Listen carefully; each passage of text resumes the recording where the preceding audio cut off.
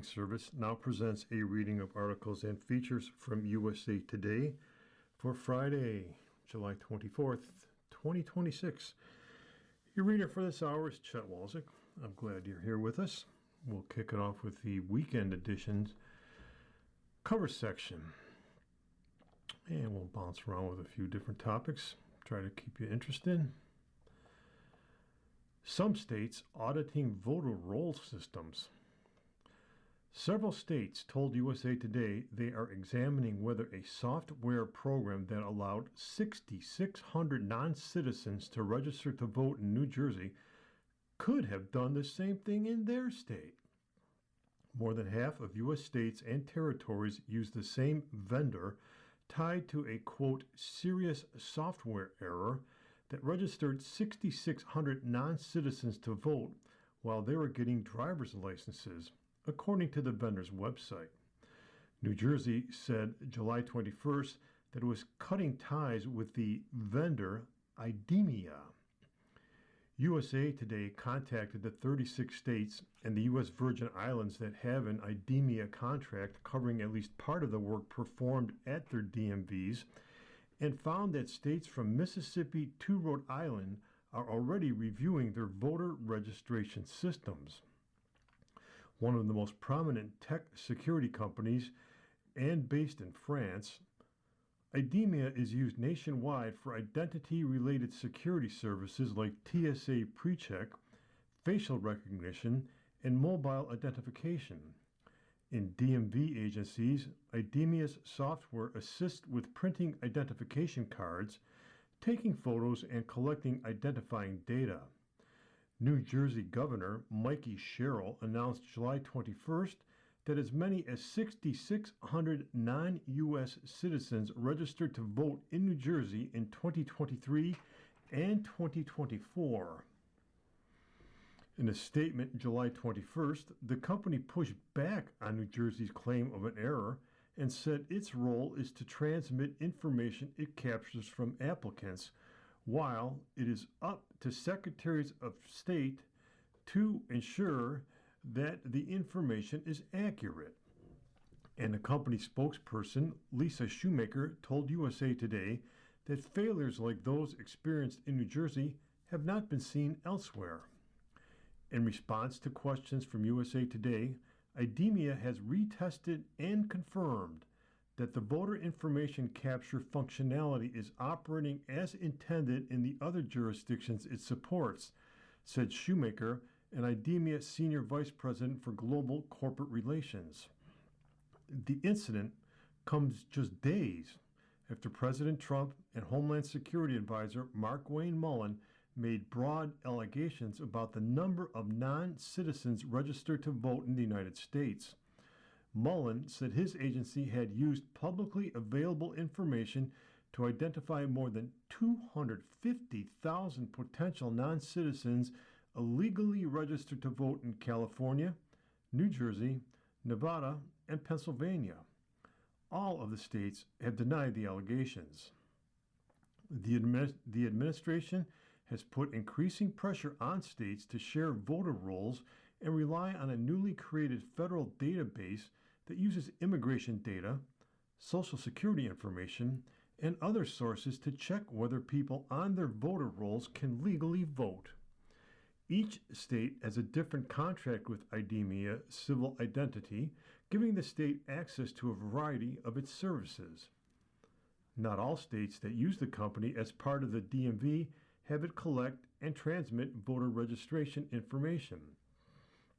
In Missouri, like some other states, IDEMIA has a contract to issue identification cards, including driver's licenses, but it does not have the responsibility of determining whether someone is eligible to vote, said Jodan Cheney, a spokesperson for Missouri, which handles motor vehicle and licensing procedures.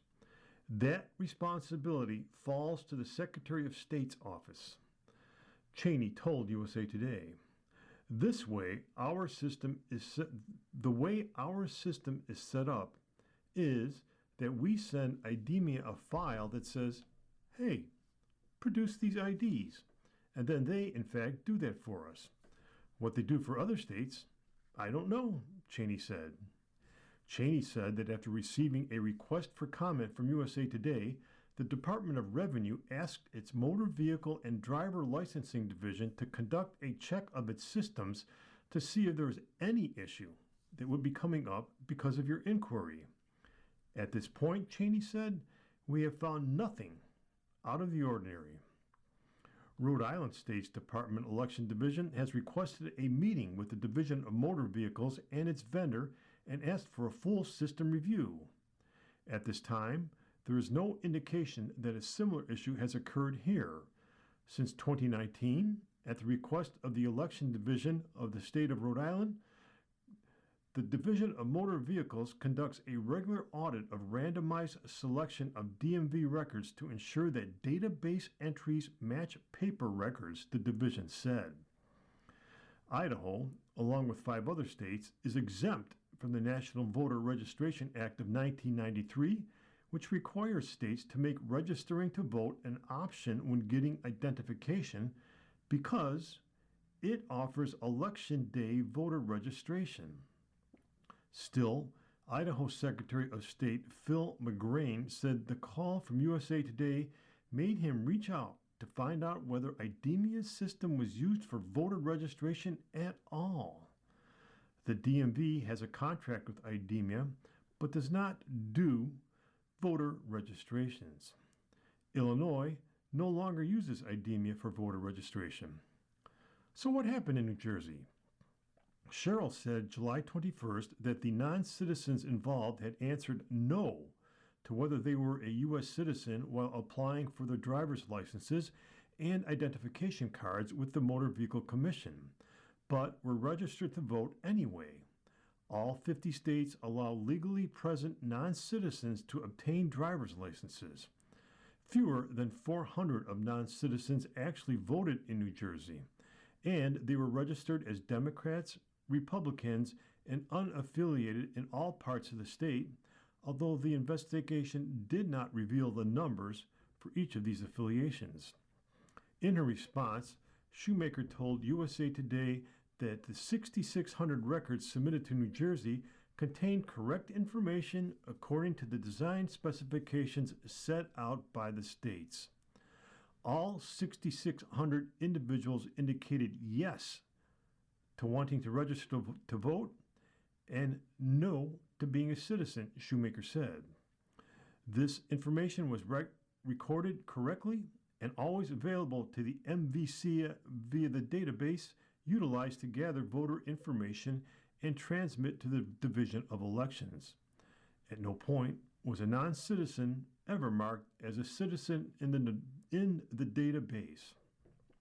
Sherrill said the state's last administration should have made the mistake public when it noticed it. Fellow Democrat Phil Murphy was governor at the time. It is unacceptable that the vendor released software with such a glaring error, Sherrill said. It's unacceptable that the Motor Vehicle Commission took a year to get this issue fixed, and it's unacceptable that no one in the previous administration brought this to light, demanded accountability, or took action when it happened years ago. How about that? And switching gears a little bit, I found this story to be pretty cool. Wreckage of 1952 Pan Am flight found in the Atlantic. Wreckage of a Pan Am plane that crashed off Puerto Rico's coast nearly 75 years ago has been found on the ocean floor, search teams scouting for the long-lost aircraft announced on July 21st. The passenger aircraft, dubbed the Clipper Endeavour, crashed and sank into the Atlantic Ocean on April 11, 1952, just minutes after it took off from the island's eastern capital of San Juan. The plane, roughly the size of a modern Boeing 737, was bound for New York's Idlewild Airport, now JFK, when it suffered engine failure just after noon local time, according to the Pan Am Historical Foundation. It carried 64 passengers and 5 crew members. 17 people survived the crash. I've got some incredible breaking news to share. Josh Gates with the Discovery Channel's Expedition Unknown said July 21st in a video. Viewers may remember in 2024, we joined the search for the Pan Am Airways passenger plane. This accident changed aviation forever. It led to sweeping changes, including the introduction of the now mandatory pre-flight safety briefing. According to a news release, the Douglas DC-4 aircraft was discovered on the evening of June 2nd using high-resolution sonar. Gates said he and search teams from the nonprofit Air Sea Heritage Foundation and Deep Sea Vision, a water exploration company based in Charleston, South Carolina, located the plane's wreckage nearly 2,000 feet down on the ocean floor and largely intact. Under the command of veteran Captain John Byrne, the plane took off at 12:11 local time before suffering engine failure on its right side. All people aboard initially survived the impact, which sheared off the aircraft's tail but left the main cabin intact, the release reads. Yet, with no safety briefing provided, a significant language barrier, and no coordinated evacuation procedure in place, passengers faced chaos, confusion, and heavy seas as the aircraft flooded and sank in less than 3 minutes. Although the aircraft was equipped with life rafts and personal flotation devices for all on board, most of the passengers remained in their seats, the release continues. Despite swift and heroic action by rescue teams from the U.S. Coast Guard and Air Force, only 12 passengers and 5 crew members were saved. The Air Sea Heritage Foundation will work with Puerto Rico's government to expand protections for the wreck site and to create a memorial for those who died. More details about the discovery will be featured in an in-depth special episode of Expedition Unknown later this year, Gates said. You were listening to reading of today's issue of USA Today on the Niagara Frontier Radio Reading Service, and the time is 13 minutes after the hour. And I like these feel-good stories. 90-year-old doctor climbs Kilimanjaro. So, what mountains are you waiting to climb in life? For many, the question probably rings metaphorical. For Art Uleen, it's also literal. On July 13th, Uleen, a retired OBGYN, made history by becoming the oldest person to climb Mount Kilimanjaro, the highest mountain in Africa, and the tallest freestanding mountain in the world at about 19,000 feet above sea level. Uleen reached the summit on his 90th birthday, embarking on the 15-day trek in partnership with Care Scout, a company that helps older adults and families navigate aging. Uleen says his motivation for climbing Kilimanjaro was twofold. On the one hand, he wanted to do it for himself. On the other, he also wanted to show people what's still possible even in the latter parts of life. People ask, well, why are you doing this? And for me, mountains have become a metaphor for my life. Mountains have peaks and valleys. So does life. Ups and downs, he says. If you're not willing to climb the mountain, then you are missing so much of your potential. Uleen previously climbed Kilimanjaro with his wife when he was 75 and she was 72. This time, he embarked with a group and took extra precautions to account for his advanced age. All in all, the journey took 15 days, 11 and a half on the way up and 4 on the way down.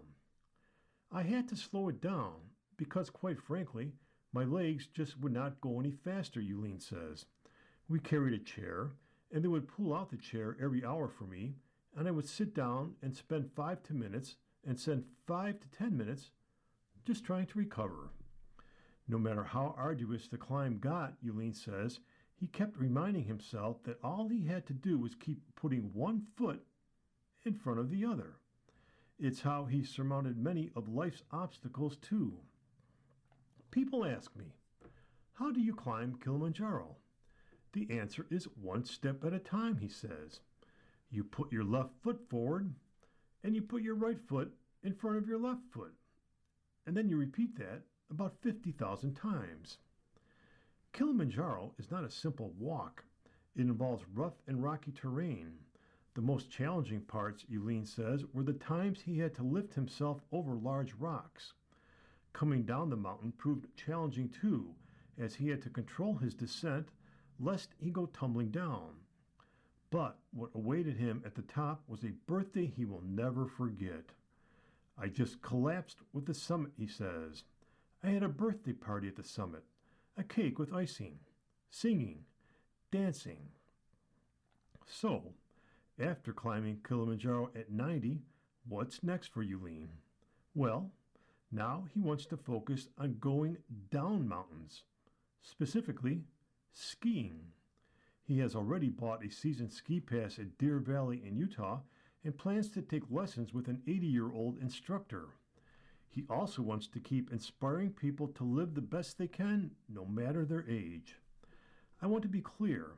I'm not suggesting that every older person should climb Mount Kilimanjaro, he says. What I tell him is, find your own mountain.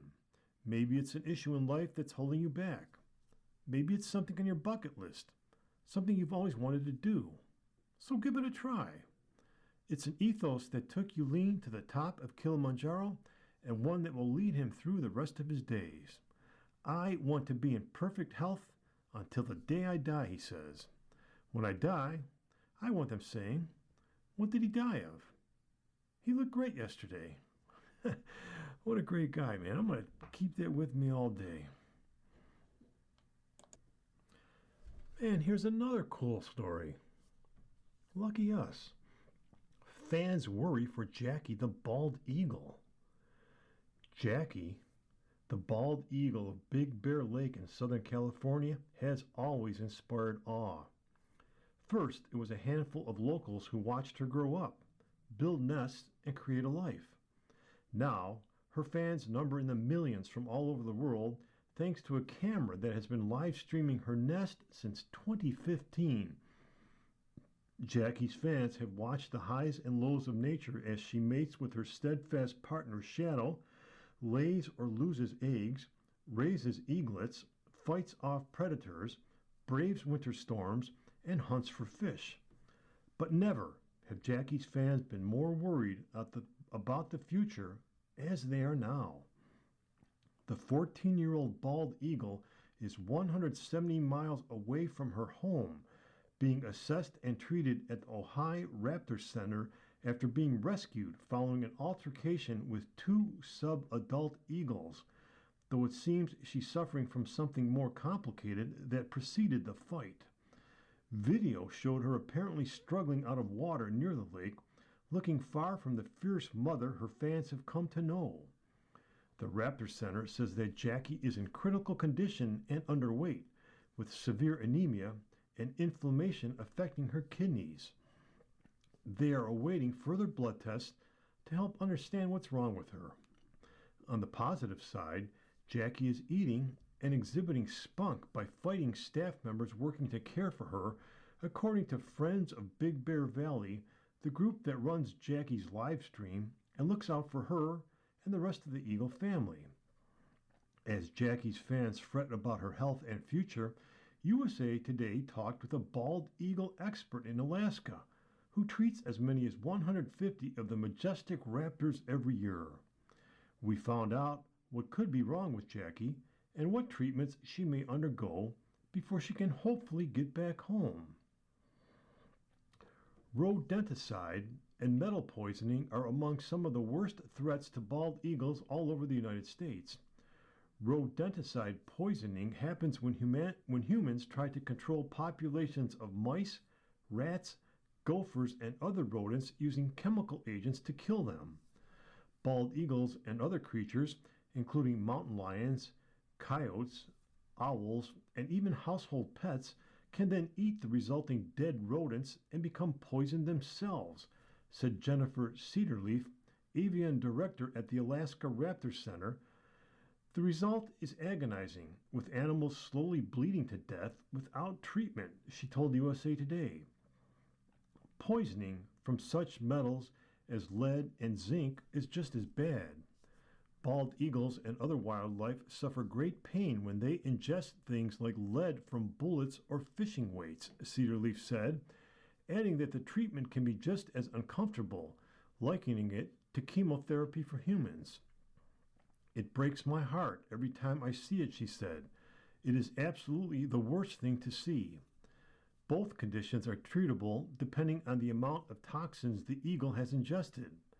But if it's too much, the most humane option for the raptors is euthanasia, she said. Last year, the Ojai Raptor Center successfully rehabbed and released a juvenile eagle suffering from rodenticide poisoning after providing vitamin K therapy. The eagle, suspected to be one of Jackie's offspring named Sunny, arrived at the facility in critical condition, so emaciated and weak that she couldn't hold her head up, the Raptor Center said. Her prognosis was very poor. Several months later, the eagle was back in the wild and now is flourishing. At the Alaska Raptor Center, Cedarleaf said that humans are responsible for most of the eagle injuries they treat.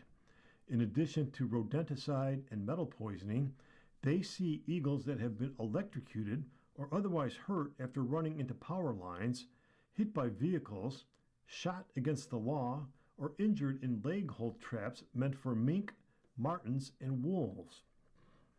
Electrocutions and other power line injuries are tough to survive. Those injured by traps can be treated depending on the severity, including amputation, but gunshot wounds are frequently a death sentence, Cedarleaf said. The Ojai Raptor Center alone gets an average of 1 to 2 birds every week suffering from gunshot injuries, including a red-tailed hawk who had been shot 7 times and not only had to contend with those wounds, but also lead poisoning from the bullets.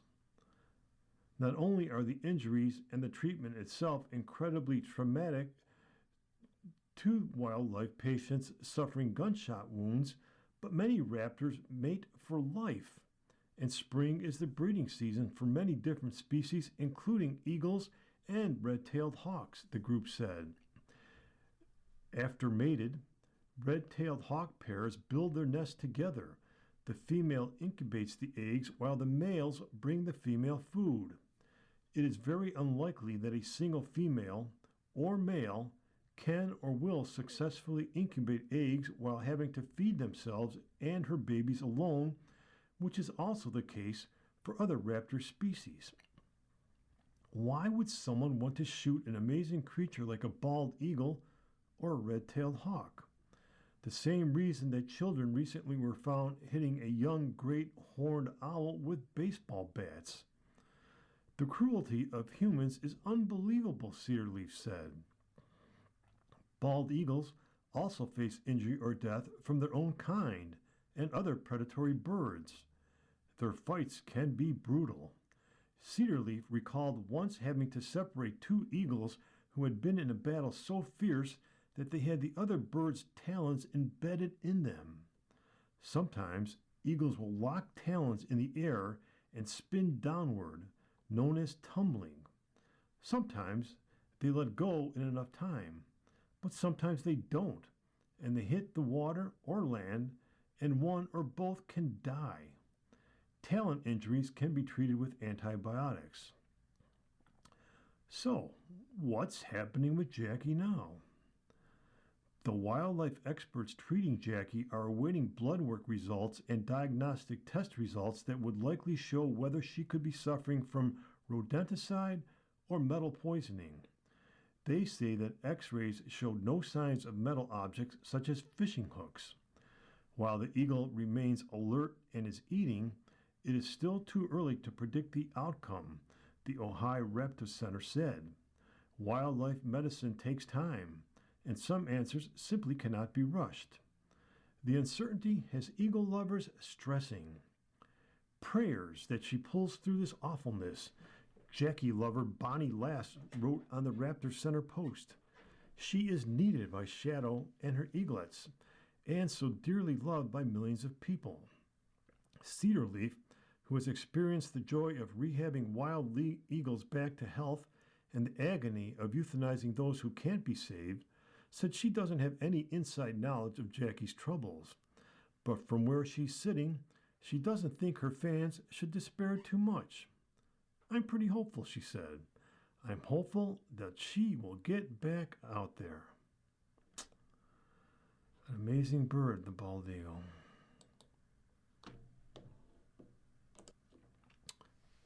Philadelphia updates historical displays. The National Park Service has quietly updated a Philadelphia historic site by installing controversial displays that critics say downplay the brutality of slavery and gloss over President George Washington's enslavement of people. The new signs replace years-old displays that either were removed in early 2026 or were in limbo for months. The controversy involves extensive legal back and forth involving the Trump administration and the city of Philadelphia about the President's House, a site steps away from the Liberty Bell. In an emailed response to USA Today, the Department of Interior, which oversees the National Park Service, said it was happy with court rulings allowing the administration to change all exhibits. The new panels, it said, are full of historical context and highlight the momentous events that took place in the President's House and the other sites at Independence National Historical Park. The displays acknowledge the evils of slavery, including its injustices and hypocrisies, and, by telling the stories of the 9 slaves that Washington kept in the President's house, remind us of their essential humanity, the statement continued. The switch happened on July 14th as the city was hosting baseball's All-Star Game. USA Today visited the site on July 19th and saw a mix of locals and tourists. Armed National Park Police officers patrolled the area and a video surveillance system was in place. After the National Park Service initially removed the site's original displays, stories about the legal battle, anti-Trump messages, pro-preservation missives, and the text from the original displays were taped up on the walls at the site. In April, the National Park Service unveiled new panels in a post telling us at the time that they were meant to engage in meaningful conversations about the moments and places that have shaped our country. But Avenging the Ancestors Coalition, or ATAC, a group of activists, historians, and preservationists who had advocated for the acknowledgement of the enslaved people who lived and worked at the site, at the time called the administration's signage deeply offensive and said the changes represented yet another attempt to distort and censor American history. The National Park Service, acting on a March 2025 executive order from President Trump, removed the original displays in January. Those included information about the transatlantic slave trade, Washington's slave ownership, the brutality under which enslaved people labored, and how the early economy was propped up by the unpaid labor of enslaved people and indentured servants. The new panels focus on occupants of the President's house, where George Washington and John Adams lived while Philadelphia was the nation's capital. Other panels highlight Independence National Park, the executive branch, Philadelphia's role in the American Revolution, and how Americans have celebrated their independence since 1776. Meanwhile, the administration, the Interior Department, said encourages Americans to engage in meaningful conversations about the moments that have shaped our country. By telling the full story, every triumph, every challenge, and every step toward a more perfect union, we strengthen our shared understanding and ensure that future generations inherit not just the land we love, but the truth of the journey that brought us here. But activists say what the Trump administration calls truth is a distorted version of history. In a July 5th op-ed in the Philadelphia Inquirer, Michael Cord, founder of the Avenging the Ancestors Coalition, wrote that the new president's house racially whitewashes at best and racistly censors at worst the abject evil of slavery. You are listening to a reading of today's issue of USA Today on the Niagara Frontier Radio Reading Service. The time is 31 minutes after the hour, and we take a look at the opinion section for today. We have a piece written by Sarah Pequeño, and she is a columnist for USA Today, and you can follow her on the Blue Sky platform. And here's one that rings home for probably most of us. 30 is closer than ever. I might finally be ready.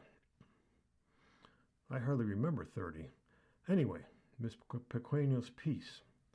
2 decades ago, my mother sent a seemingly forgettable birthday card to a friend. Happy 29 plus birthday, she wrote inside. I asked her what she meant, knowing that her friend was well into her 30s. She explained what she saw as a fact of life. All women wish to be in their 20s forever, never crossing the threshold into old territory. It made sense. 29, the designated final age, was the year my mother had me. I turned 29 years old on July 19th, the oldest I will ever be if my mother's throwaway remark on a birthday card 20 years ago is to be believed. Thus begins the countdown to my 30s, when I might finally accept that the jokes about me being unk are true. I'm the first year of Gen Z, the generation born between 1997 and 2012. Gen Z is reportedly terrified of turning 30, the things that define adulthood, stable careers, homeownership, marriage, and children are no longer set milestones for 20-somethings. We are more likely than other generations to have a mental health diagnosis, which certainly adds to our feelings of despair and fear of the future. By 35, polling shows Gen Z thinks you are over the hill, baby. Despite the fact that many older adults believe that Generation Z is stuck in perpetual childhood, I can see that we are getting older. All of the boyfriends I've had to this point are married. The girl I celebrated my 13th birthday with has a newborn. The toddler I babysat in high school is 16 years old. I have become one of the oldest co-workers in the newsroom, the friend who finished school before the COVID-19 pandemic began, the person who remembers what it was like on Instagram before Mark Zuckerberg bought it. There are parts of me that I haven't changed since I was a teenager. My eyeliner, the jet black wings framing my face most days, has remained unchanged since freshman year of high school. I have the same Instagram and Facebook accounts I created in my childhood bedroom. My music taste remains rooted in the indie pop, alt-rock genres. Yet, my life looks drastically different than it did at 15, 20, or even 25 years old. I spent my teenage years wishing to be older, wiser, and far away from my hometown. At 17, my first therapist told me that I wouldn't be the girl living in her childhood home for the rest of her life. I knew this to a degree, if only because my mother's favorite pastime was looking at real estate listings online. None of these homes would be ours. The 2008 recession had hit my family like it did everyone else, and we were still in the process of recovering from it. For the most part, I thought I was doomed to haunt my childhood home forever. Then I got into college, a few colleges, all far away from my small town and holding the promise of a new life. My life could really change. I didn't have to be the teenage girl I once believed I was doomed to be for all eternity. It felt as though my life could begin. I thought I knew everything at 20. I thought my world was always going to look the way it did then. I woke up on my 20th birthday in the bed of a man who wasn't quite my boyfriend. I went to my summer class, Introduction to Politics, then went to my magazine internship. It was about that age that I realized writing was the thing I wanted to spend the rest of my life doing. I was learning that my words could resonate with people, even if it was just blog posts about my hometown and college life. A few months later, I was hospitalized for depression. I checked myself in on a Saturday, the same day as a college football game where I was expected to be at my restaurant job. I showed up to the emergency room in a short denim skirt and makeup running down my face. Through tears, I told the nurse checking me in that I no longer wanted to be here. My 20-year-old self was too sad to think about what she wanted 30 to look like. She didn't think she'd live long enough to see it. She certainly didn't think she'd be entering the final year of her 20s living in New York City, writing for a living, and enjoying her free time with a group of friends who understand her. At some point in the past 9 years, amid therapy sessions, a few different medications, and a lot of growing up, I stopped wanting to die so much and started living. I now live my life as close to what teenage me would have wanted. I like to think she would find me cool. The girl who once reblogged photos of New York City on Tumblr finally moved there days after turning 26. She came out to herself that year. She got sober at 27. At 28, she realized she was finally becoming comfortable in her skin. She no longer feels the sting of her college love life, of the friends she lost, or the grades she got. To any member of Gen Z scared about the future, I want you to know that time, the only constant in this world, will heal you. No, seriously, it does. The thing you feel is defining your life at 17 will not define your life at 20, and whatever defines your life at that age will be long forgotten by the time you're 25. Maybe by 29, you will realize you are becoming the person you always dreamed of being, even if it took a little longer than you wanted it to. Despite what my mother once told me all those years ago, I no longer feel like 29 is the oldest I will ever be. I feel like it's just the beginning. Well, good for her. Life is good. For me, the 30s were good. The 40s were good. The 50s were good. Hey, and I'm still good. You are listening to reading of today's issue of USA Today on the Niagara Frontier Radio Reading Service, where the time is 38 minutes after the hour.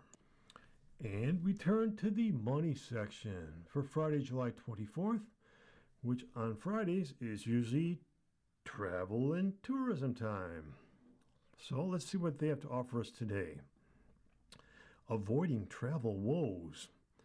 This is a piece written by Josh Rivera, a USA Today travel writer, under the title, Mistakes Travelers Made and the Lessons Learned. Stories range from the funny to downright unbelievable. Travel rarely goes exactly as planned. Flights get delayed, luggage disappears, phones vanish, and sometimes a single overlooked detail can throw an entire vacation off course. We are not immune to mishaps. USA Today staffers shared our worst travel mistakes and the lessons we learned. Then, we asked you to share the worst travel mistakes you've experienced, and more importantly, what you learned from them. The stories below range from frustrating to funny to downright unbelievable, but each comes with a practical takeaway that could help another traveler avoid the same fate. Consider them hard-earned lessons from people who have already made the mistakes so you don't have to. They have been edited for length and clarity. Number 1. The 10 minutes that impacted an entire trip. I am 83 and planned a European cruise with one of my granddaughters for her 30th birthday. A delayed flight and missing wheelchair assistance caused me to miss my connection by 10 minutes. I was rebooked without business class and arrived in London without sleep. My luggage was also missing until an hour before the ship departed. I had been without sleep for 38 hours and never truly recovered, so I missed most of the cruise sights. Travelocity and British Airways say they owe me no refund for the business class portion. Lesson learned: never book through a third-party site again. Always use the airline itself. Pack more things in your carry-on, just in case. Number 2, the cruise from hell. My friend and I had a goal of seeing all 63 national parks, with only the U.S. Virgin Islands and American Samoa left. We booked a Royal Caribbean cruise with St. Thomas on the itinerary so we could visit the Virgin Islands National Park. After canceled flights, we flew to Orlando and drove 4 hours to the port. At check-in, we learned high winds had caused St. Thomas to be dropped. 4 days into the 7-day cruise, my wife came down with type A flu and was quarantined in a small, windowless cabin. We called it the cruise from hell. Lesson learned: when things go wrong, just accept it and roll with the punches. Number 3, secure the bags. My family of 4 used the ride storage boxes at Six Flags Magic Mountain for our 2 belt bags. When we got off the ride, they were gone. The bags contained 3 new iPhones, our rental car key, medication, jewelry, licenses, credit cards, and other valuables. We had to unlock and tow our rental car, get new credit cards, address a fraudulent purchase, and fly home without IDs. The stolen bags and resulting travel trouble cost us more than $5,000. Six Flags later gave us 4 annual passes with meal plans, and we returned for a great trip. Lesson learned: purchase AppleCare and travel insurance, wear shorts with deep pockets, and never used theme park ride storage boxes. Number 4, pack a snack. Get coffee and eat before you fly on Austrian Airlines.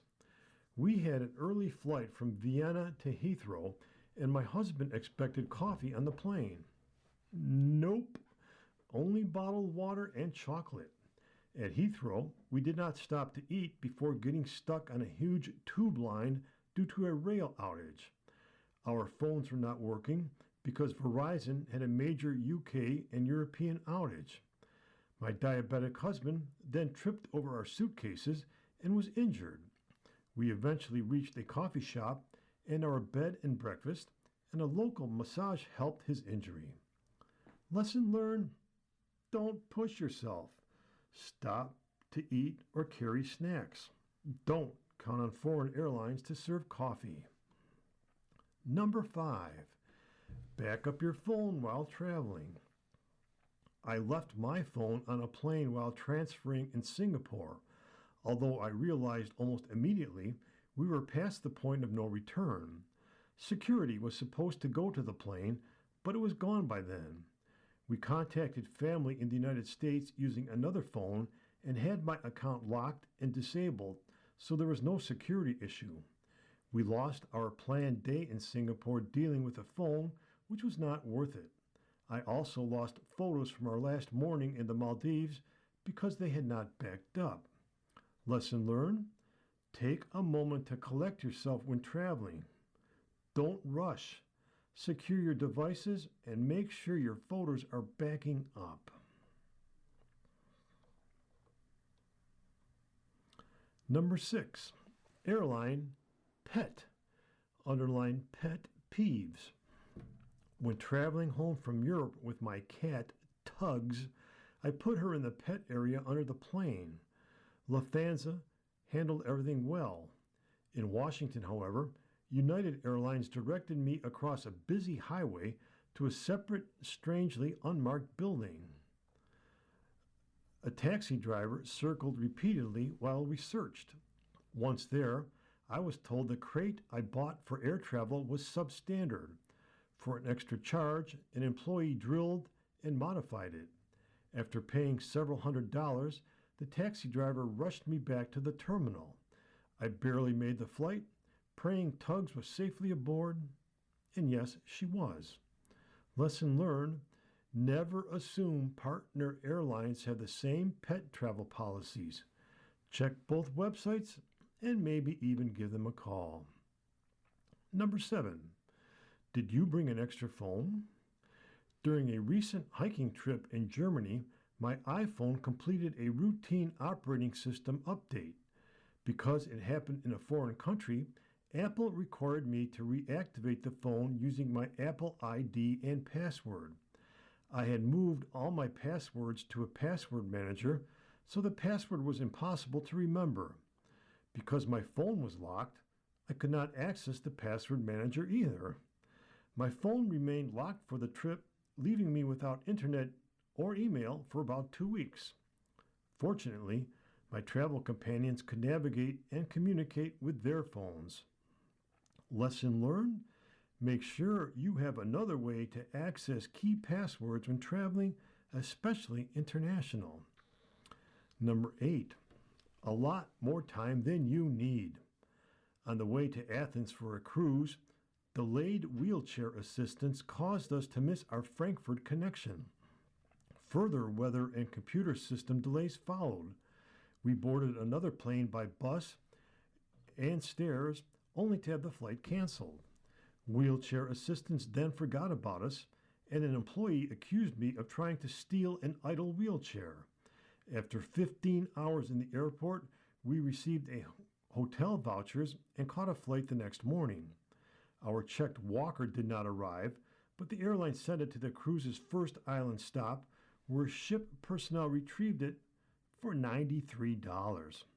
Lesson learned: a 2-hour Frankfurt connection with a mobility challenged traveler is a no-go. Even 24 hours may not be enough before an overseas cruise. Number 9. Bring backup documentation. During the middle of the COVID-19 crisis, I arrived at Heathrow from Dulles and was told I could not continue to Abu Dhabi because I did not have the correct COVID card. American Airlines had checked my card in Dulles before I left. Nearby airport hotels were full, so I spent the night in the basement of Heathrow Terminal 3 and returned to Dulles the next day. I had planned to fly to Socotra from the UAE, but the flight only departs once a week, so I have yet to go. Lesson learned: do not fly through Heathrow. I can tell you some Heathrow stories also, man. The place is crazy. Number 10, remember those time zones. On a trip to Australia 30 years ago, I forgot about the international date line. When we arrived, we made our way to the carrier for a flight to Cairn and presented our travel vouchers. The lovely lady told us she would love to assist, but the plane had left yesterday. It was a rookie mistake, but they took pity on us and rebooked us for a slight charge. Lesson learned: if you're doing your own travel planning, read and research enough to make a workable plan. Number 11, stay near the airport. In May 1980, we flew from Cozumel to Cancun to catch a United Rewards flight home. Our early flight was consolidated, then delayed by storm. When we landed, we saw our United plane pulling away. It was Memorial Day weekend and flights were full. After 3 days, I saw someone hand an Aeromexico agent cash and received tickets. I pulled out cash, asked again, and got seats to Miami. In Miami, United took pity on us and booked us home on our reward tickets through Las Vegas and Honolulu. Lesson learned: spend the night near the departure airport before a morning flight and realize that in some places the mordida may be necessary. And that means always carry cash, cash is king. Number 12. Passport control can be strenuous. We recently flew into Brussels from Newark. The passport control line was easily 2 hours long. I almost passed out from the heat and lack of air conditioning, so I was wheeled to a crew desk. It was ridiculous. Lesson learned: do not fly into Brussels from anywhere in the U.S. And lastly, be proactive. We plan to fly to Las Vegas on Christmas morning to surprise our mother for her 92nd birthday. That was the day the entire Southwest system crashed. We waited all day as the departure time changed repeatedly, but the flight never left. She died 6 weeks later. My wife later flew down and was thankfully at her side when she passed. We will never forget spending Christmas Day on the airport floor waiting for a flight that never happened. We should have switched airlines, but the gate agent kept telling us the flight would leave later. Lesson learned: never trust only what the gate agent tells you. Be proactive, not reactive. Ship's GI outbreak sickens passengers. Where we heard this story before.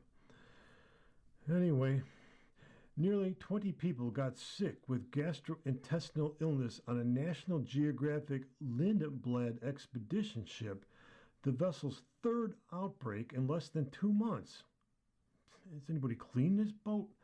Among the 62 guests on board, 18 reported being ill during the National Geographic Seabird's July 10th voyage, according to the Centers for Disease Control and Prevention.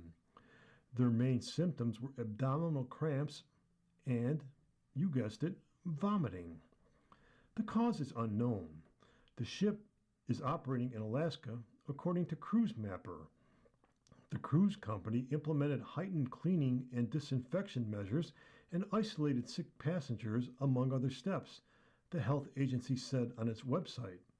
National Geographic Lindblad Expeditions did not immediately respond to a request for comment.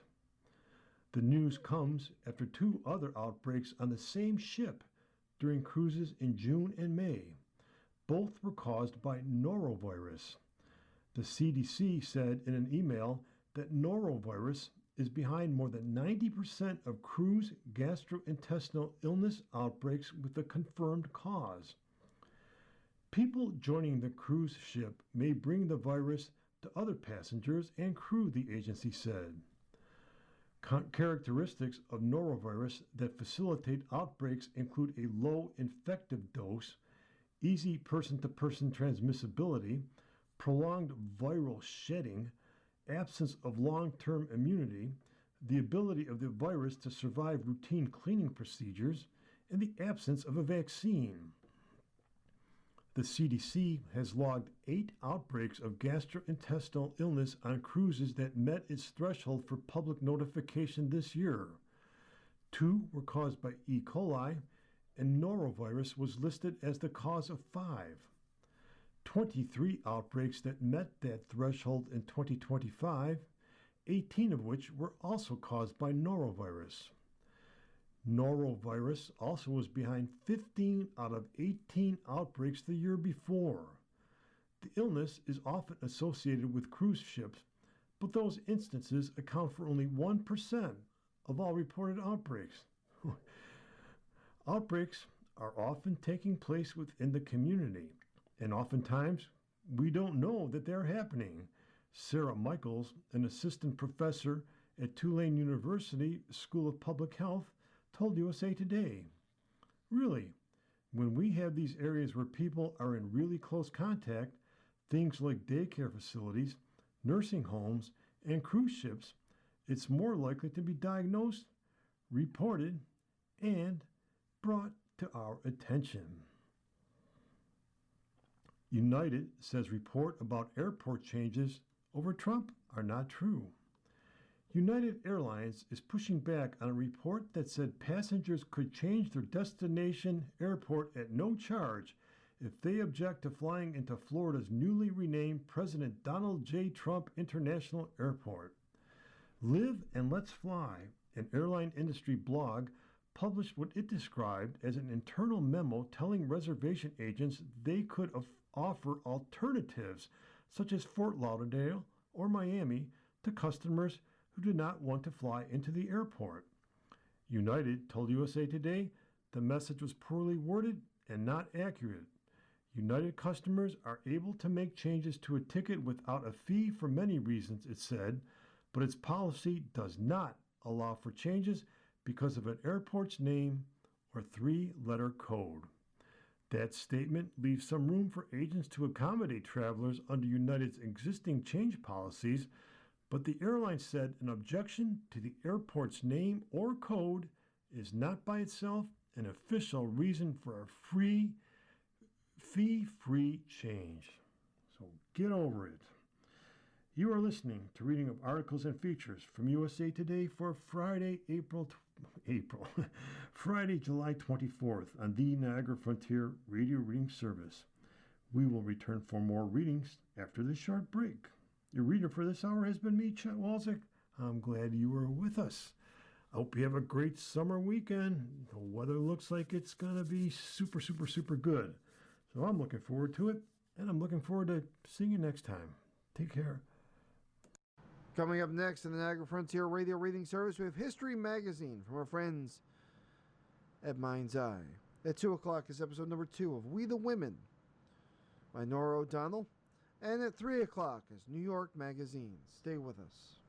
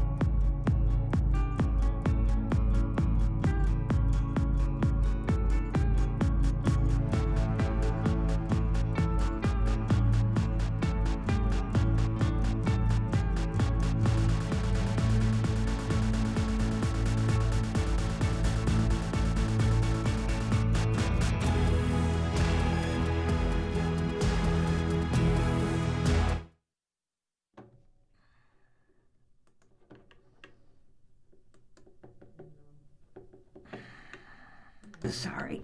Yeah, now we go. Jesus. Here's a movie review. 72 Hours Lingers Like a Bad Hangover from Brian Truitt. Watch the new multi-generational party comedy, 72 Hours, and you'll probably relate, age-wise, to either middle-aged Kevin Hart or his younger castmates, though it's more sad than actually funny, no matter how old you are.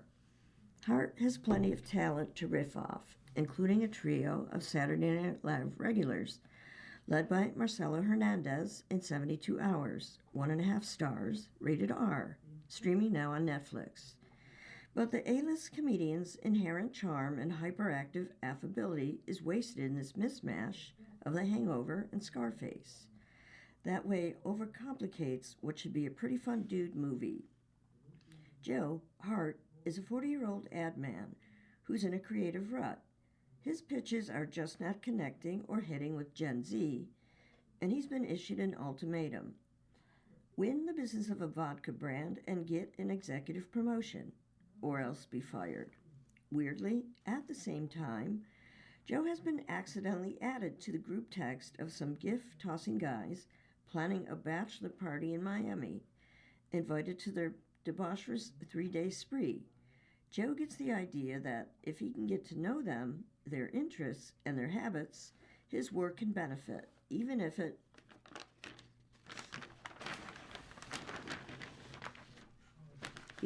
might tick off his ready-for-the-ring girlfriend Jennifer, played by Tiana Taylor. Though Joe is footing the bill for their swanky South Beach digs, he doesn't gel with the guys. Mason is the groom-to-be who's ready to hit the clubs. But questioning his next step in his life, Nick, played by Hernandez, is Mason's lifelong BFF, who's not crazy about Mason getting married or cool about this older guy hanging around. Though lovelorn Hunter, played by Ben Marshall, and flighty freshman Cam Patterson don't mind Joe as much. Joe uses a hidden camera in his necklace to capture this foursome in their element, yet from the start he tries too hard to be one of their own. He can't hang with their emotional check-ins, and it also doesn't help when Joe chugs a couple of Pepto bottles, because he's old, get it? Then upchucks it all over his new bros. It all somehow gets worse for them, and more cringe for us. From there, as the group ticks off a local drug lord, played by Michael Mando, and gets on the bad side of a downright villainous bachelorette party, who are barely in the movie, but are legit the most entertaining personalities in it. Directed by Tom Story, Think Like a Man, it's a mess of a film that, on paper, shouldn't be. The screenplay, by Cobra Kai creators and Harold and Kumar writers, John Hurwitz and Hayden Schlossberg, is totally all over the place, whipping to and from broad comedy shenanigans and deep dude drama about marriage and commitment. Hernandez and Marshall are a couple of SNL standouts, but they just don't spark much hilarity here, though the expressive Patterson, their late-night sketch cohort, is one of the film's real few highlights. Hart does what he can, but it's just not a lot to work with. The movie's constant jokes about his height get old quick, as does his Al Pacino and Scarface routine. When Joe snorts cocaine, he becomes a faux Cuban gangster. The gag is sort of amusing the first time, but becomes tired when it turns into a repeated plot point. It's just one of many failed gags in 72 Hours, a potentially clever and smart take on male friendships and next-gen technology that instead ruins its own party.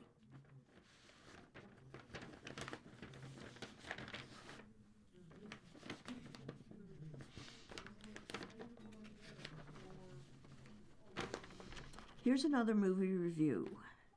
Nolan crafts an ambiguous Odyssey finale. Patrick Ryan. Spoiler alert, we're discussing important details about the ending of the Odyssey. In theaters now. Stop reading if you haven't seen it yet and don't want to know what happens. By and large, Christopher Nolan plays by the book. The director's ambitious new take on the Odyssey honors everything you remember about Homer's mythic poem from 8th grade English class. Like the book, the movie follows Greek king Odysseus, played by Matt Damon, who spends 10 years at war and another decade lost at sea, encountering Cyclops, sirens, and giants along the way. But Nolan also throws a meditative new wrinkle into the story as Odysseus comes to grips with his role in the Trojan War, leading the charge as his men raped, murdered, and pillaged in his name. The character's remorse and disgrace become a pivotal part of the movie's third act, which ends almost entirely differently than Homer's nearly 3,000-year-old tome. How does the movie end? After losing all his men on his treacherous journey home, Odysseus returns to Ithaca, disguised as a haggard beggar, with the intent of reclaiming his throne from the dozens of suitors who have been harassing his wife, Penelope, Anne Hathaway, for years. His now grown son, Telemachus, Tom Holland, surely recognizes his father, although Penelope remains in the dark. Through a chilling flashback of the sacking of Troy, Odysseus explains that it's impossible to even truly feel at home again after the horrors that he's incited and witnessed. In one symbolic moment, we see a crestfallen Athena, Zendaya, the goddess of wisdom and warfare, decapitated by his army. Athena is a confidant of sorts to Odysseus throughout the film, and he worries that he's defiled the gods with his savage actions. Fed up with the suitors who have desecrated her palace, Penelope then poses an impossible task. If one of them can string Odysseus' old bow and shoot an arrow through 12 axes, she'll take that man's hand in marriage. One by one, suitors, including the devious Antinous, played by Robert Pattinson, fall until Odysseus volunteers and succeeds with ease. Odysseus reveals who he is, and with the help of Telemachus, kills the suitors in a fight to the death. But the showdown ends with the king wounded, telling Penelope that he would like to travel west to honor his fallen soldiers. The Odyssey culminates in Telemachus taking the throne as his father and mother sail off into the open ocean, gazing at the horizon and talking of brighter days ahead. The final moments of the movie jump around in time, making it unclear whether Odysseus really did go into self-imposed exile, or if he actually died right on the floor of the throne room before his dream could be realized. How does the book end? Speaking to USA Today before the film's release, with a mix of hope and cynicism about the state of the world, showing that human history is in many ways cyclical. To quote Nolan's own The Dark Knight, the night is darkest just before the dawn. Homer's book, meanwhile, is much tidier and outwardly optimistic. The gods are front and center in the finale. As Odysseus picks off Penelope's suitors in the throne room, Athena is up on the ceiling redirecting his opponent's spears, so none of them pierce Odysseus. After he casts out the servants who betrayed him, Athena pours attractiveness onto Odysseus to make him taller and stronger. Penelope initially struggles to accept that this youthful man is really Odysseus. She explains that she's dealt with so many dishonest, clever men over the last 20 years, and she can't tell whether he's another suitor just trying to trick her.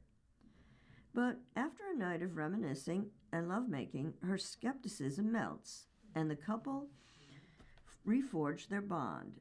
War soon threatens to spill out again as the fallen suitors' families come together seeking vengeance. Concerned, Athena consults the all-powerful Zeus about what Odysseus should do.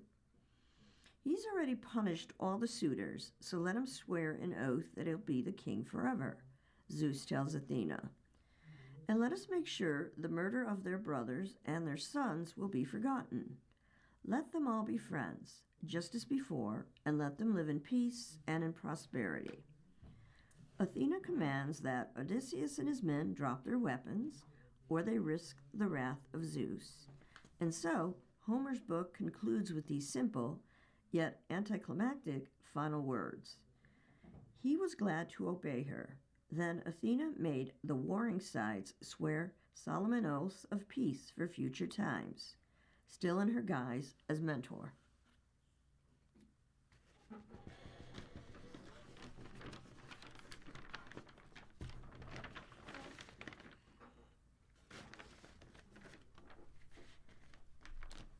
Here's the streaming.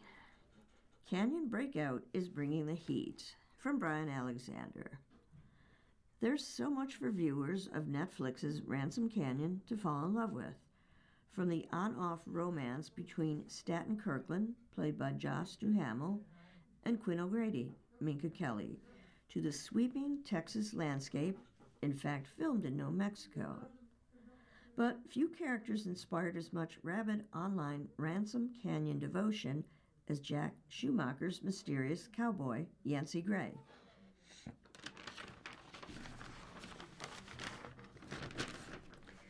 Schumacher, age 33, says he doesn't follow the online love, but Yancey becomes a breakout fan favorite even before his smoking episode 5 pre-rodeo workout montage, in which the shirtless ranch hand hurls a massive tractor tire while sporting seriously raging thomboids. If you're living on a farm and you don't have access to Equinox, you're going to use whatever you've got with you, the Los Angeles living Schumacher tells USA Today, acknowledging that jeans and a huge belt buckle weren't the ideal workout outfit for tractor tire lifting, even if they look good paired with the top. It wasn't comfortable. You might want a bit of Lululemon action if you're going to be doing that for real.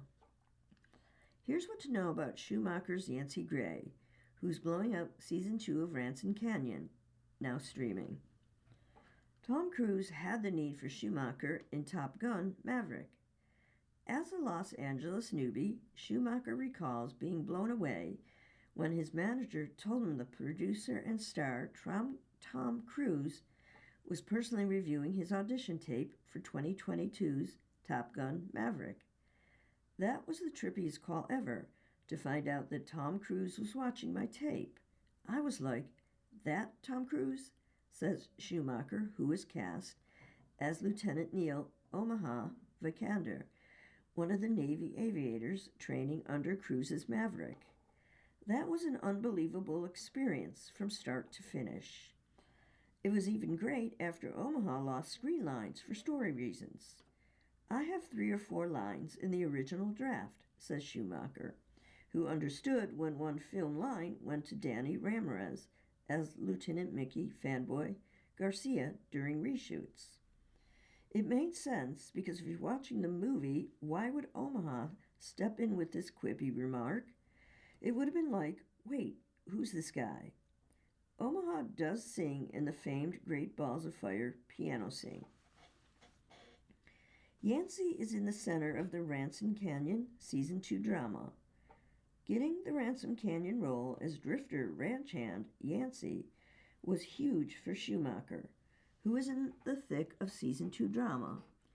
Yancey's wedding plans with Ellie Estevez, Marilyn Tejada, are derailed by the arrival of his former con partner and currently legal wife, played by Chicago Fire star Heidi Grace Engerman. The revelation threatens everything Yancey has built, including his relationship with Ellie and his dream of holding on to his ranch. When my ex shows up in town, it really puts Yancey to the test. It takes everything to navigate, Schumacher says. It's like defusing a bomb. While he has a shady past, Yancey is a good man. The whole arc of Season 2 is Yancey being the man he knows he can be, says Schumacher, who loves the added Season 2 drama of Ellie's pregnancy. It really raises the stakes. It's hard to prepare for Ransom Canyon's shredded scenes.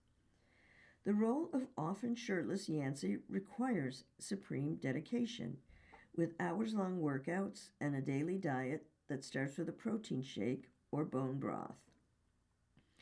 And then 4 p.m. hits, and I eat dinner like a 90-year-old person, says Schumacher.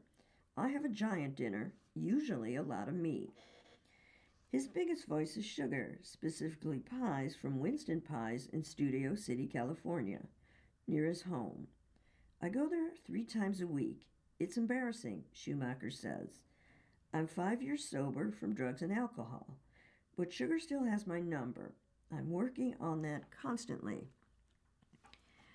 Shooting a ripped muscle moment requires a long build-up, during which Schumacher cuts down on water to highlight his physique leading up to the scene. If I'm trying to look as shredded as possible, I'll cut down on calories and water, which is the worst part of it, says Schumacher. On the day you feel horrible. So season 2, for those scenes where I have my shirt off, just know I'm not feeling so good. Schumacher paid $1,000 to learn he couldn't line dance. Don't expect to see Schumacher join in highly choreographed Ransom Canyon line dancing scenes, which feature stars such as Kelly along with professional dancers. I was hanging out on set watching the line dancing in season 1, and everyone's so good, like Minka, says Schumacher. And I am, without a doubt, the worst dancer in the world. But I was jealous. It was like, this looks really cool. Maybe I should figure out how to dance. When he returned to Los Angeles after season 1, Schumacher threw down for line dancing lessons. I spent like $1,000 to do private lessons because I was like, there's no way I can dance in front of other people, Schumacher says. After lesson 7, I asked my amazing dance instructor, am I the worst? Be honest. And she was like, yeah, you're pretty up there. I can't move my body. I just can't.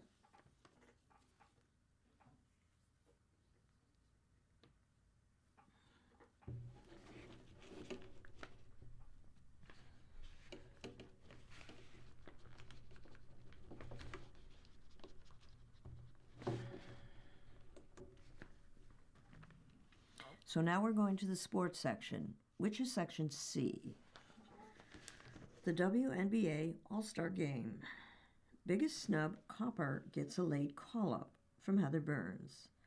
The WNBA All-Star Game rosters are set as Chicago becomes the center of the women's basketball universe on July 24th and 25th. Phoenix Mercury forward Kahleah Copper was named to the 2026 WNBA All-Star Game on July 22nd as a replacement for injured Los Angeles Sparks guard Kelsey Plum, taking her spot on Team Coop with manager Cynthia Cooper. Under league rules, Commissioner Kathy Engelbert names replacements for injured All-Stars. Copper was arguably the most glaring omission when reserves were announced 2 weeks ago. She ranks 7th in the league in scoring at a team-leading 20.5 points per game. Copper had a career-high 41 against the Sparks on June 13th. The selection is the 5th for Copper, age 31, who made 4 straight All-Star games from 2021 to 24, a run that included the 2021 Finals MVP award with Chicago and an Olympic gold medal at the 2024 Paris Games. Now, in her 11th WNBA season, she returns to the All-Star stage in the city where she spent 7 years of her career. Plum's absence is unfortunate, given the Sparks guard was among the league's leading scorers at 23.9 points per game before a lower left leg injury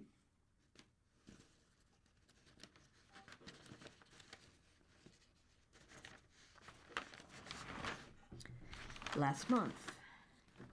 With the addition of the Mercury Star, 3 teams won't be represented in the game: the Chicago Sky, Connecticut Sun, and the Portland Fire.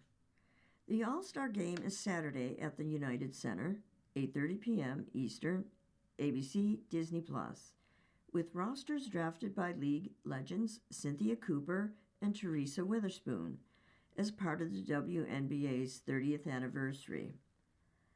WNBA All-Star rosters: Team Coop, Head Coach Becky Hammon, General Manager Cynthia Cooper. Starters: Golden State Valkyries forward Gabby Williams. The UConn product received her second All-Star nod and was selected a starter for the first time. Williams is averaging a career high in scoring with 15.9 points per game in her first year with the Valkyries. Dallas Wings guard Paige Bueckers. The 2025 reigning WNBA Rookie of the Year is having a strong second campaign, averaging 19.9 points, 5.9 assists, and 3.8 rebounds per game through 18 starts, all while shooting 51% from the floor. The 24-year-old UConn product has led the Wings' turnaround season, and the team's 11 victories at the halfway point surpassed last year's total, which is 10, the win mark. Bueckers became the fastest player in WNBA history to hit 1,000 points and 250 assists last month. New York Liberty forward Breanna Stewart. The 2026 WNBA Commissioner's Cup MVP is leading the Liberty in points, 19.2, steals, 1.4, and blocks, 1.3 in her 10th season in the league, while ranking second in rebounds, 8.5. Stewart has scored in double digits in all but one game this season, and her 7 doubles is tied for the 5th most in the league. It marks Stewart's 8th All-Star nod. Indiana Fever guard Kelsey Mitchell. She earned her 4th consecutive selection as an All-Star starter. Mitchell was drafted number 1 overall in 2018 out of Ohio State. She's averaging 21.6 points per game to lead the Fever. Indiana's all-time top scorer, Mitchell, has 11 games with at least 20 points this season. Minnesota Lynx forward Natasha Howard. The 6'2" forward picked up her 3rd All-Star nod and first since 2022 amid a Renaissance season. Howard's 17.7 points per game is the second highest mark of her career, second only to her 2019 points campaign. Her stat line is rounded out by career highs in rebounds, 8.2, steals 1.9, and field goal percentage, 61.1%.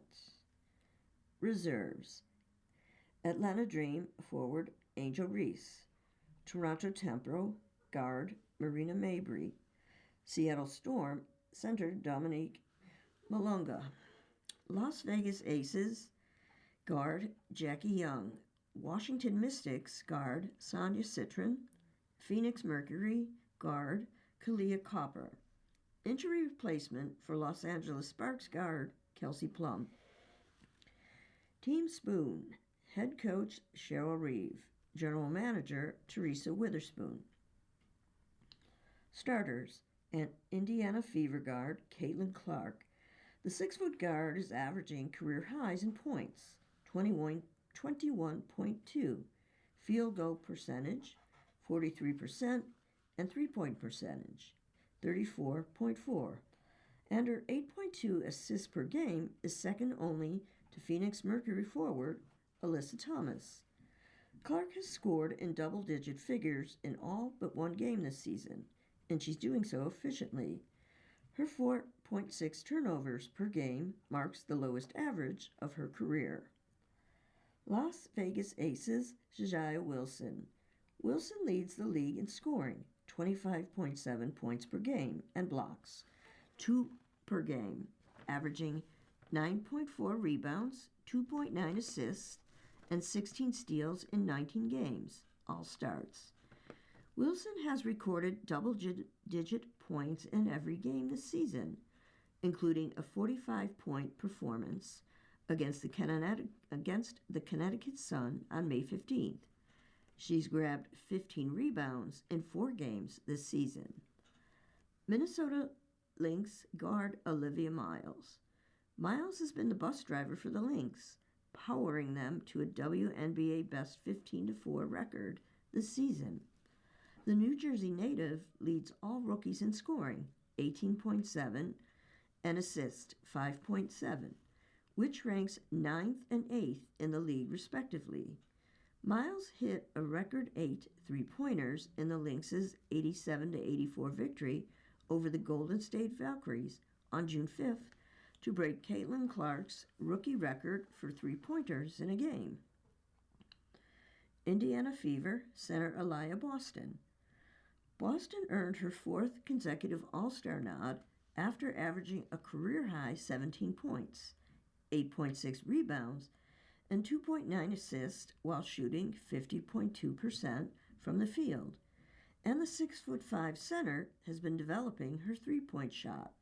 She's shooting a career-high 42.6% from deep, and her 20 made three-pointers surpasses last year's total, which was 6, only 18 games into the season. Dallas Wings forward Jessica Shepard. Shepard's career year has resulted in her first All-Star nod. The 6'4" forward is averaging career highs in points, 14.3, rebounds 11.5, and assists 5.5, after sliding into the starting lineup for the Wings. Shepard owns the only 2 triple-doubles thus far this season. The reserves: Atlanta Dream guard Ryan Howard, Atlanta Dream guard Alicia Gray, New York Liberty forward Jonquel Jones, Minnesota Lynx guard Courtney Williams, Washington Mystics forward Kid Rafin, Los Angeles Sparks forward Nika Ovomike.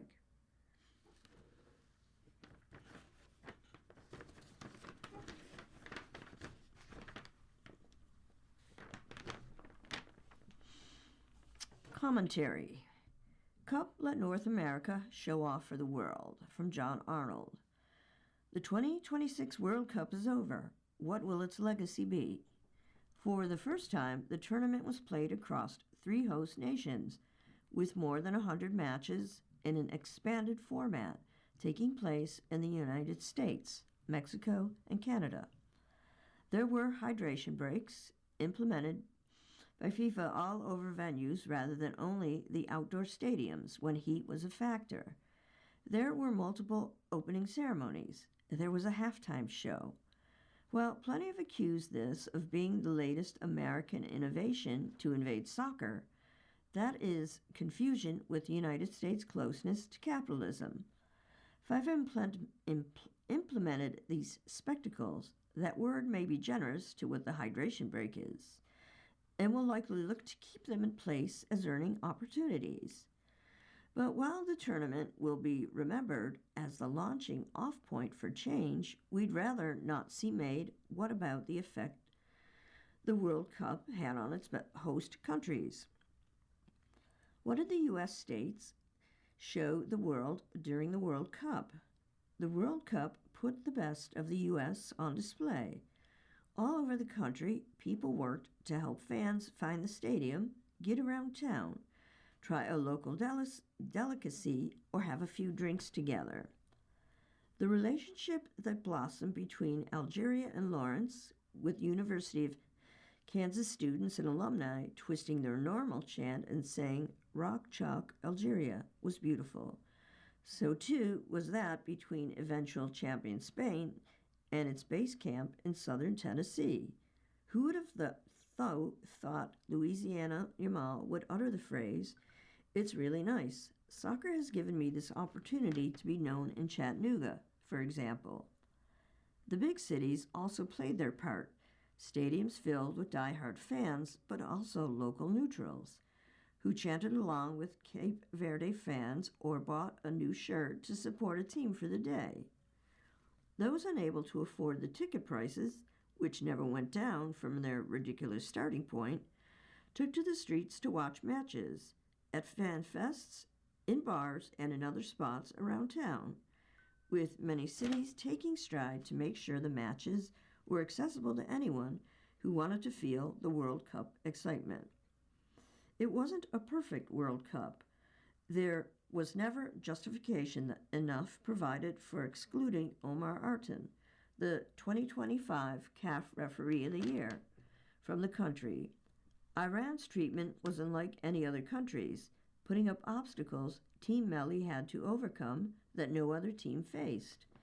And of course, President Donald Trump's attempt to get involved in FIFA disciplinary matters after Ballon was chosen a red card, and the president sticking around for Spain's celebratory photo as President Gianni Infantino tried to whisk him away was unnecessary, even if unsurprising. It's fair to be skeptical of viral Twitter stars Freddie's U.S. journey and of many other overly curated moments.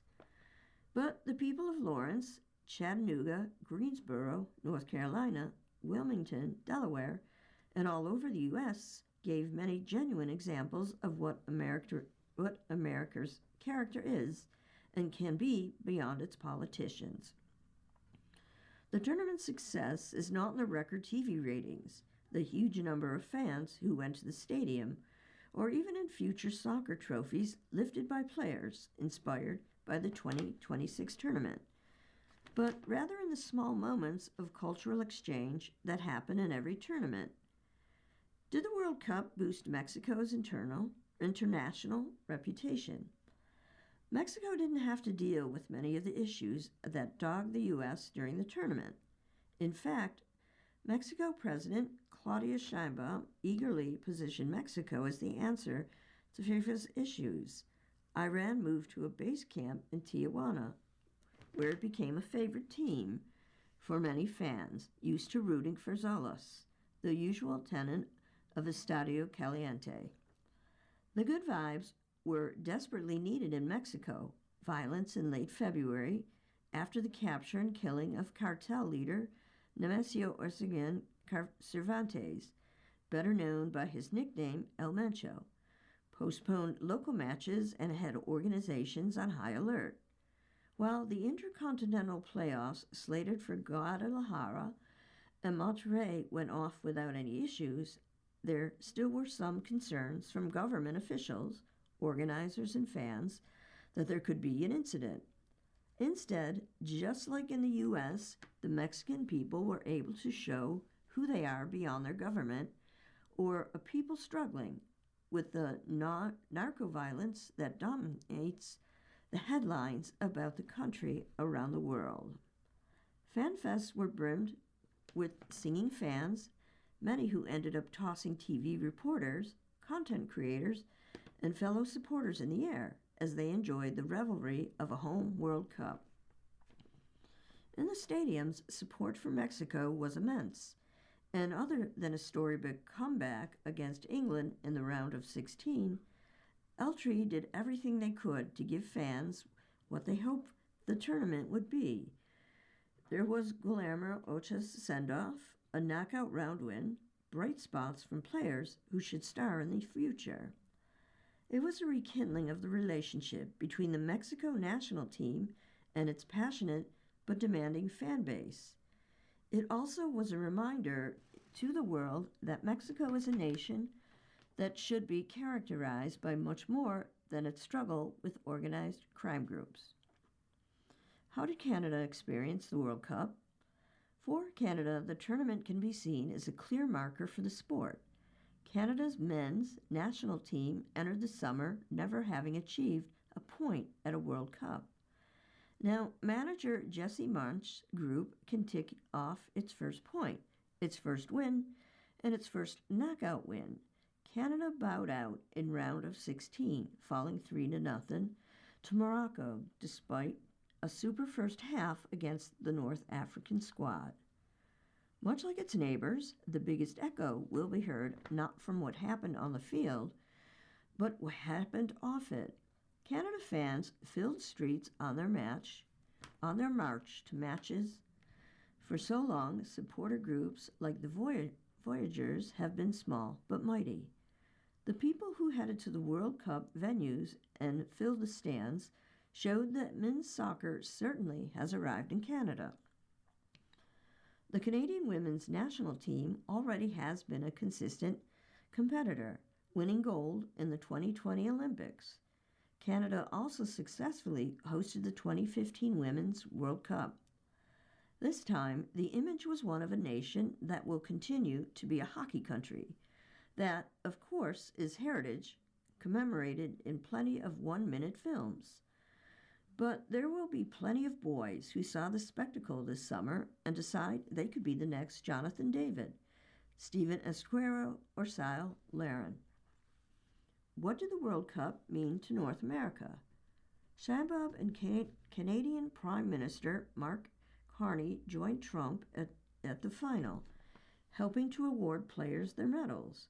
The first time the leaders had come together was for the World Cup draw.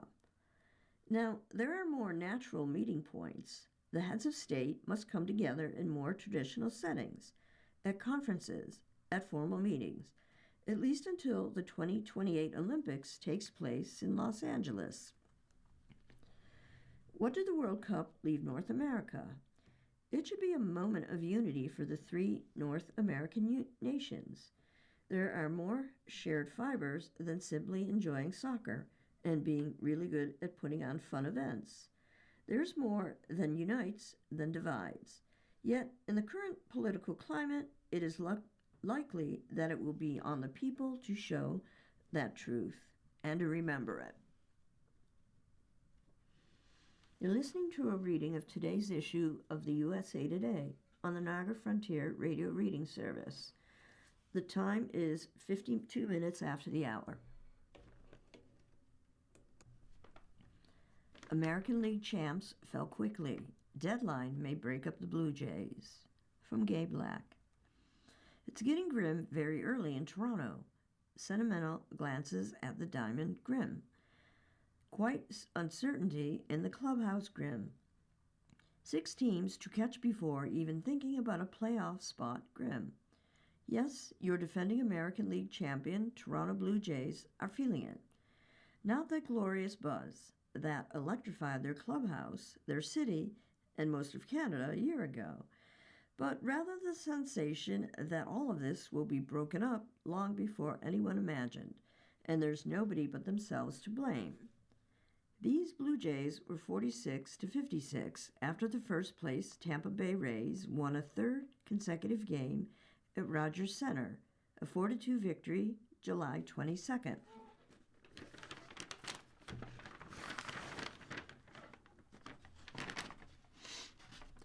Toronto was 13.5 games out of first going into the series finale Thursday.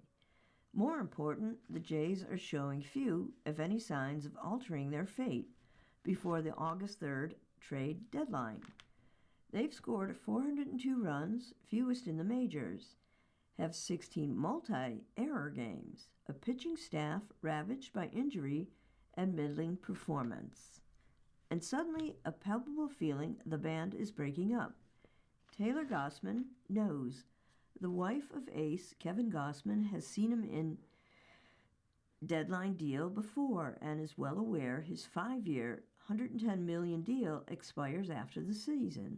Gossman has contemplated retirement after the season. With that in mind, Taylor hopped a flight from their Louisiana home to Toronto, where Gossman started against the Rays on Tuesday. She snapped a photo of him pitching and surprised him with her presence, and even coaxed him back onto the playing surface long after the game ended. Too soon to reminisce? Well, it certainly could have been Gossman's last start at Rogers Center. She just kind of told me, like, hey, let's go onto the field for a little while. Not really thinking too much of it, but now I'm glad we did, he told Sportsnet.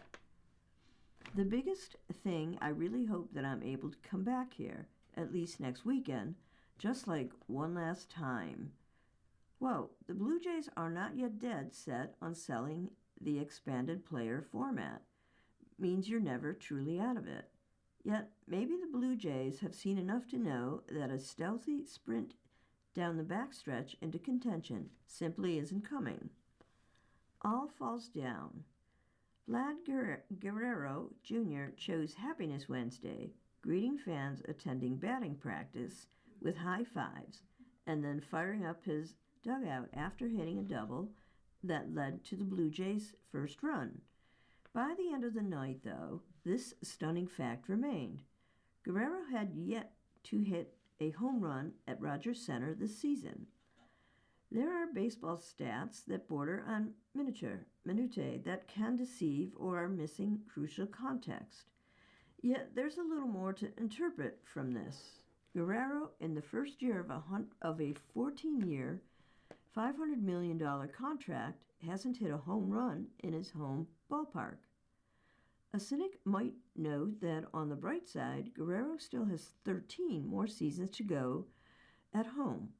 The overall lack of production, though, he's got 6 home runs, and at .689 OPS, that's 11% below league average, is alarming.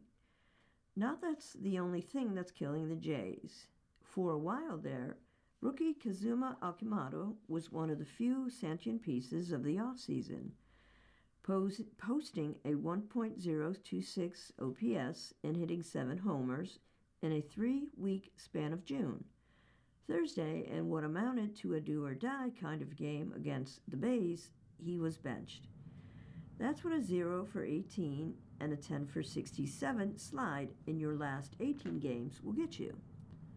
He has hit 22 home runs, and his first season since coming over from Japan will largely be viewed as a success, and he remains a key part of the future. It's just that in this season, the bottom fell out at the wrong time. Other failings are harder to grasp. Dalton Varsho is a Gold Glove winner, a valued part of the Blue Jays core. Yet this iteration of Varsho has seen his outs above average dip to 5 after posting 9 and 15 in his previous 2 seasons. This Varsho committed errors on consecutive nights against Tampa Bay, simply dropping a Yandy Diaz fly at the wall Wednesday, sparking a 3-run inning that snapped a 1-1 tie. Nothing felonious. Just more anecdotal data points that it's simply not happening for these guys. Trade chips, a whole bag full, and suddenly we have a most unlikely pop-up seller. It never seemed like it'd come to this. Baseball fandom gets so swept up in the binary buy-sell shtick that ancillary factors, such as the state of a franchise at a given time, and its objectives for the near and long term, can be forgotten. Coming into 2026, the last thing the Blue Jays needed to do was sell. The fervor and popularity in Toronto has once again, finally, reached early 1990s and mid-2010s level. A $500 million renovation of Rogers Center, paired with a charismatic and winning team, means crowds of 42,000 stuffing themselves into the retractable roof stadium. No finer place to watch a game when the roof is open and the summer nights are long. Shoot, the club's parent company, Rogers Communications, reported that sports and media revenue was up 13% in the second quarter, largely driven by Blue Jays-related revenue, thanks to 95% of the seats filled for home games. That drove a tacit understanding from the overlords at Rogers to club President Mark Shapiro and baseball operations chief Ross Atkins, down to manager John Schneider, that this was once again a go-for-it year. That falling 2 outs shy out of a World Series title in 2025 laid a foundation that, with a few tweaks and additions, would see the team over the top, or at least playing well into October again. Instead, the trade market is set to receive a significant transfusion from Toronto. You want pitching? Gausman remains one of the game's most reliable starters and has only a limited no-trade clause with Milwaukee, Detroit, Pittsburgh, and the Chicago White Sox, the only contenders out on it, according to multiple reports. Shane Bieber just talked tossed 6 scoreless innings at the White Sox, the best of his 5 starts after missing the season's first 3 months due to arm woes. He too will be a free agent at season's end, and lurking in Class AAA, completing another rehab start without incident Wednesday, 2-time World Series champion Max Scherzer reacted to duct tape himself for another October run. You want outfielders? George Springer has 2 and 5 no-trade rights and has been hanging up this year. But you think the pending free agent would like another crack at a World Series? Perhaps he's exactly what the Philadelphia Phillies have been missing. Varsho and Miles Straw won't galvanize a lineup, but an elite defense players, and Straw emerged as a clubhouse glue guy in Toronto. Both are on expiring contracts, too. Need a bullpen? John Hoffman's staff remains good, even after he struggled following his soul-crushing World Series finish. He's due $11 million in 2027. And then there's Louis Varland, who could bring a significant return after his playoff heroics a year ago. We're backed up by an all-star first half. He'll have 4 years of team control after this season and could fetch the kind of impact players who could help the Blue Jays sooner rather than later. As for now, Varland has summoned in the 9th inning Wednesday, down 4-2, glorified mop-up work for a guy who'd only pitched 4 times this month. The Blue Jays would love to keep him for many years, but constructing a bullpen can wait until 2027. It's just that 2027 was the last thing on Toronto's mind, even a few days ago. But reality is getting hard to ignore.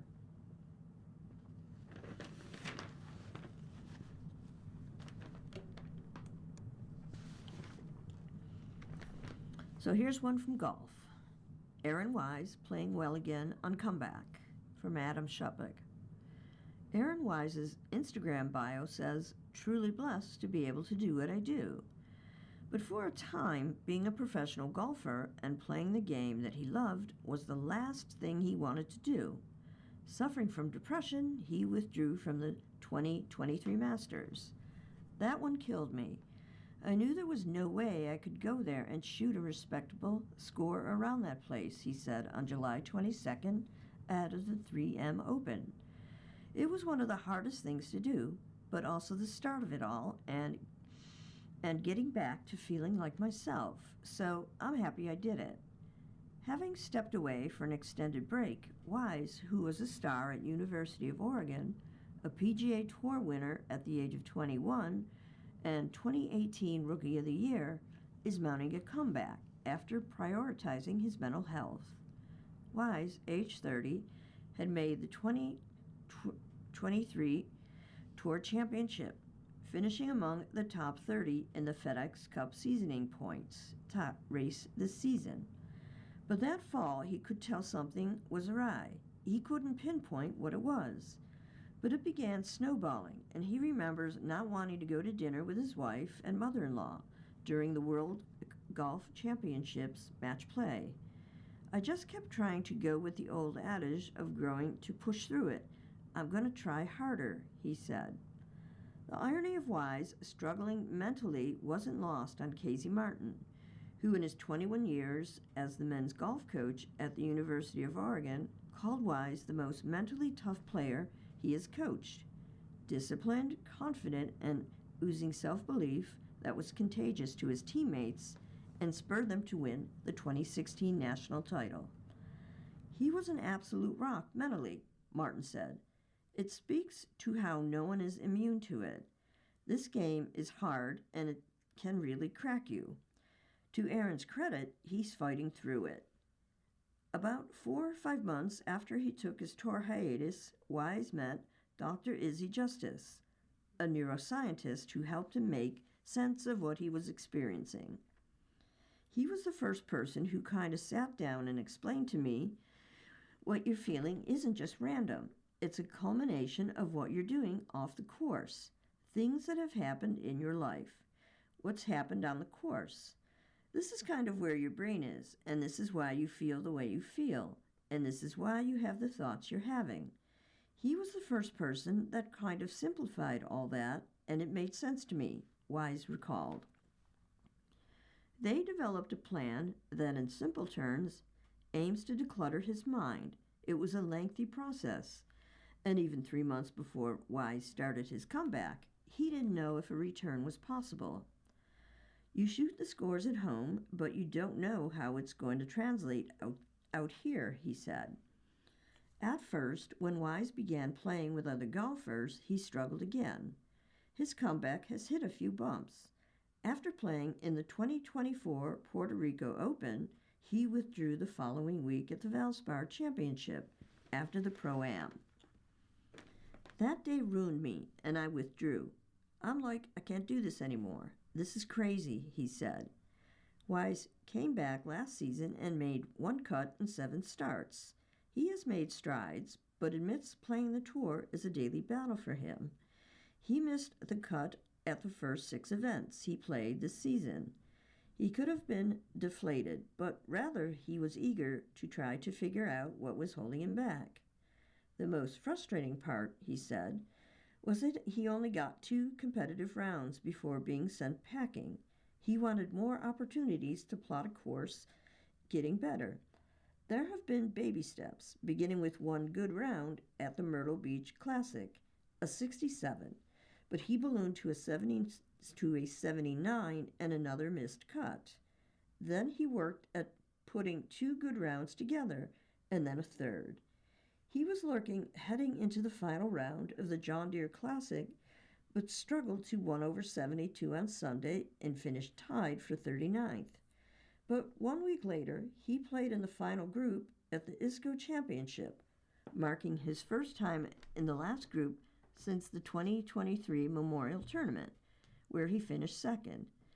Wise shot 69 and finished 7-3, and last week he was T18 at the Punta Cana Championship.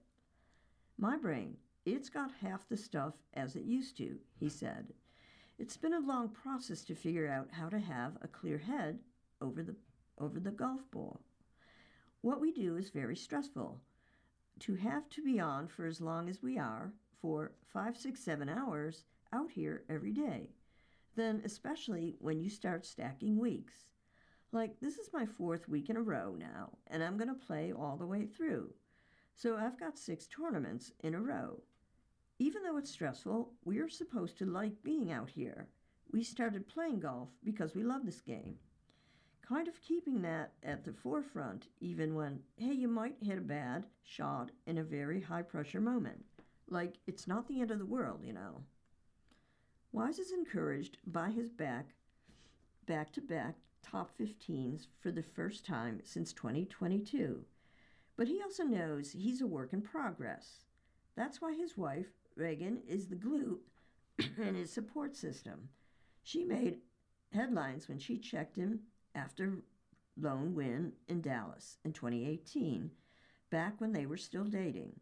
She has been his caddy since his return to the tour. She's been there every step of the way and a calming presence. She's someone that I can turn to, and however I'm feeling, whatever thoughts I'm having, whatever I'm going through, I can just be 100% truthful and honest with her, and we can kind of work through whatever comes up together, he said. I feel like having someone on my bag that knows what I've been through and knows how to calm my brain down is way more important for me than someone right now who can help pull me up the right club if it makes sense. Golf is as much a mental game as it is one of physical skill. Wise is in a better place to play the game he's loved since he was a kid, and he also wants to use his experience figuring out the mental puzzle to help others who may be struggling with mental health. It's been a long process, but at long last his Instagram bio rings true again. He feels blessed to be a professional golfer and to tee it up this week at the 3M Open.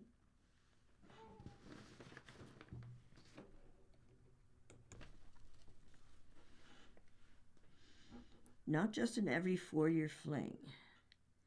After falling in love with soccer during the World Cup, the joy doesn't have to stop. From John Arnold. The World Cup's over. Judging from the TV ratings, there's a good chance you tune in. What now? There's plenty more soccer out there to enjoy, but it spreads out in front of you like a buffet. You can have a little of this and a little of that, or fill up your plate and go back for more, as often as you like. That's the blessing of soccer, although it can also be its curse. You start out liking an Erling Haaland post. You end up getting up at 5:30 in the morning to go to a pub that opens up to show European matches and end the night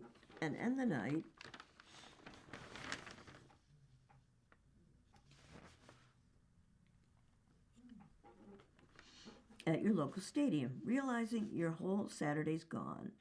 But that's not necessary, and while some soccer fans will try to convince you, there's a right way to enjoy the sport. Pay no mind to those who say you have to consume one thing or another. One of the beauties of soccer is that you can find what resonates with you and keeps digging deeper and deeper, or just stay a casual and only time in for certain matches. That said, one of the best ways to get involved in soccer is to look around your own community.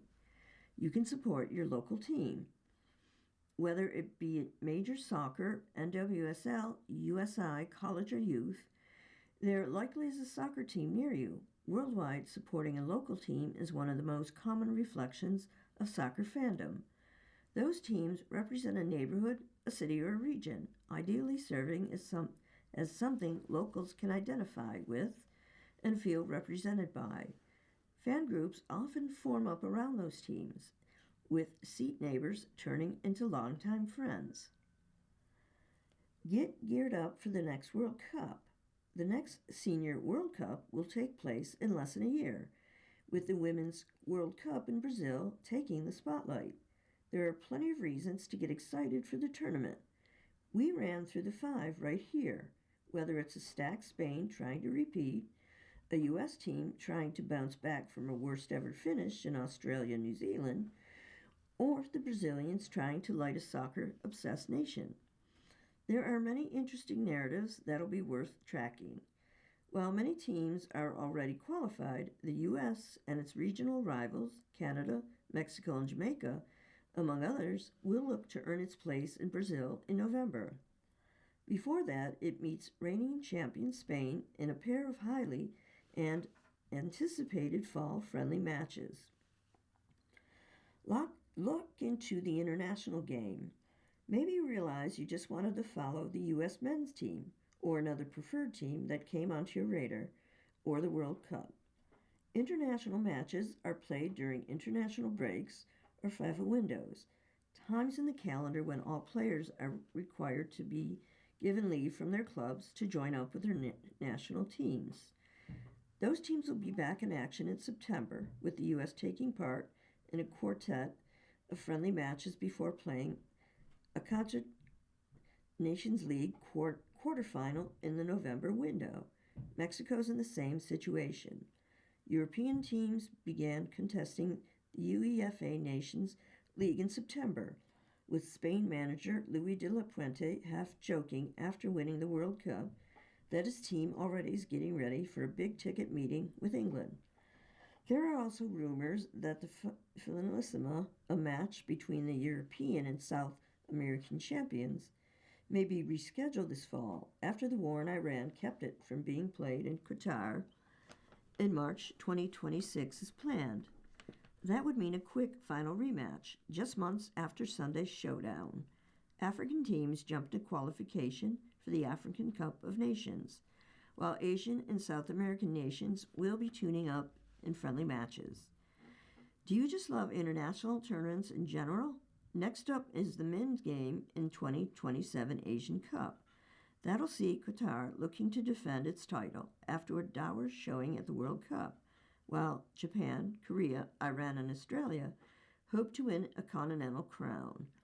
The 2 most prestigious continental tournaments, the Euros and Copa America, are scheduled the summer of 2028. Follow the player or team who captured your heart.